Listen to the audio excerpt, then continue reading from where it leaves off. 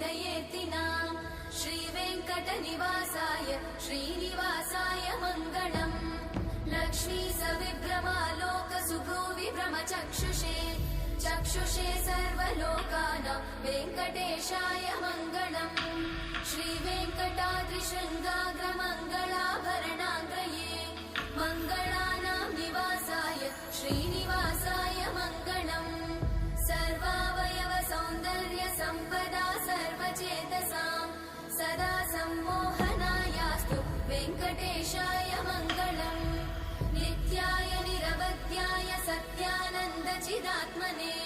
सर्वान्तरात्मने श्रीमद् वेङ्कटेशाय मङ्गलम् स्वतः सर्वविदे सर्वशक्तये सर्वशेषिने सुलभाय सुशीलाय वेङ्कटेशाय मङ्गलम्